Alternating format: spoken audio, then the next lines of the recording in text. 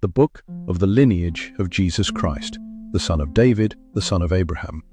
Abraham conceived Isaac, and Isaac conceived Jacob, and Jacob conceived Judah and his brothers. And Judah conceived Perez and Zerah by Tamar, and Perez conceived Hezron, and Hezron conceived Ram, and Ram conceived Amminadab, and Amminadab conceived Nahshon, and Nahshon conceived Salmon, and Salmon conceived Boaz by Rahab, and Boaz conceived Obed by Ruth, and Obed conceived Jesse, and Jesse conceived King David. And King David conceived Solomon by her who had been the wife of Uriah, and Solomon conceived Rehoboam, and Rehoboam conceived Abijah, and Abijah conceived Asa, and Asa conceived Jehoshaphat, and Jehoshaphat conceived Joram, and Joram conceived Uzziah, and Uzziah conceived Jotham, and Jotham conceived Ahaz, and Ahaz conceived Hezekiah, and Hezekiah conceived Manasseh, and Manasseh conceived Amos, and Amos conceived Josiah, and Josiah conceived Jeconiah and his brothers in the transmigration of Babylon. And after the transmigration of Babylon, Jeconiah conceived Shealtiel, and Shealtiel conceived Zerubbabel, and Zerubbabel conceived Abiud, and Abiud conceived Eliakim, and Eliakim conceived Azor, and Azor conceived Zadok, and Zadok conceived Achim, and Achim conceived Eliud, and Eliud conceived Eleazar,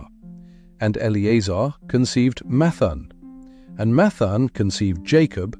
and Jacob conceived Joseph, the husband of Mary, of whom was born Jesus, who is called Christ.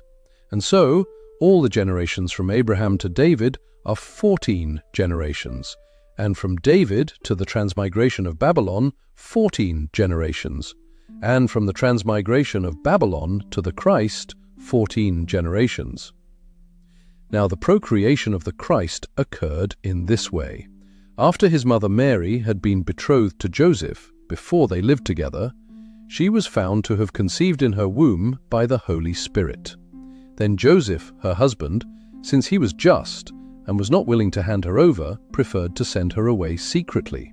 But while thinking over these things, behold, an angel of the Lord appeared to him in his sleep, saying, "Joseph, son of David, do not be afraid to accept Mary as your wife, for what has been formed in her is of the Holy Spirit. And she shall give birth to a son, and you shall call his name Jesus, for he shall accomplish the salvation of his people from their sins." Now all this occurred in order to fulfill what was spoken by the Lord through the prophet, saying, "Behold, a virgin shall conceive in her womb, and she shall give birth to a son,